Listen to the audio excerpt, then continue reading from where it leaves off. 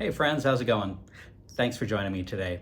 Our topic is a little bit more serious than usual, and it falls into the category of diseases and vaccinations. Now, if you've traveled anywhere in the world, you know that you want to be up to date on your vaccinations.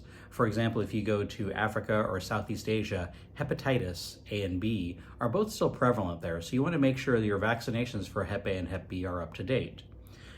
Israel is no different. Here in Israel, you have a disease called Jerusalem syndrome. Now, Jerusalem syndrome what it basically is a delusion or a psychosis that's triggered by visiting Jerusalem. Now, it's especially dangerous when a person who's never had any psychosis or delusions before. That makes it even more serious. And it was first diagnosed by Dr. Heinz Hermann in 1937, and then there were subsequent papers, and more specifically in the year 2000, Cambridge published a paper on Jerusalem syndrome. And I'm going to give you the list of symptoms to look out for with this idea that you are planning a trip to Jerusalem, to Israel, and maybe you'll go by yourself, or more likely you'll go with some friends or a group, take a group trip. So you want to make sure you're up on the symptoms and you know how to help just in case somebody in your group or yourself starts to develop these symptoms and needs help. So the first one is anxiety.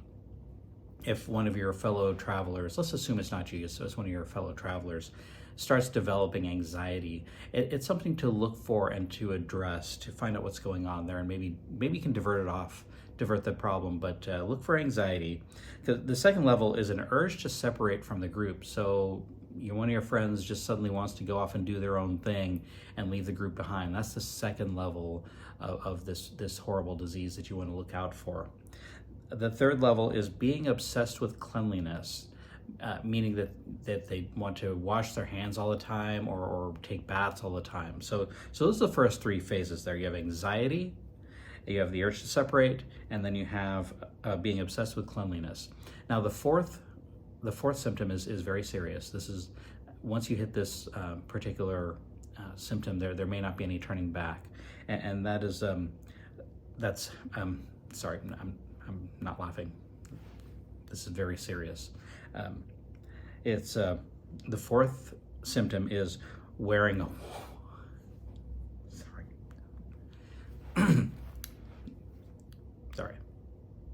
The fourth symptom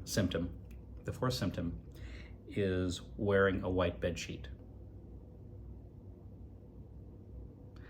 This is the point of no return, because it just gets worse from there.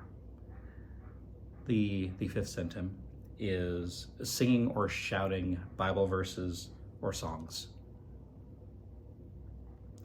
which then escalates into marching to holy places, and finally delivering a sermon at that holy place. These are the symptoms of Jerusalem syndrome. They're very serious, and you should be on the lookout for it. And make sure that if you see these symptoms, that you get help. Thanks. Talk to you later.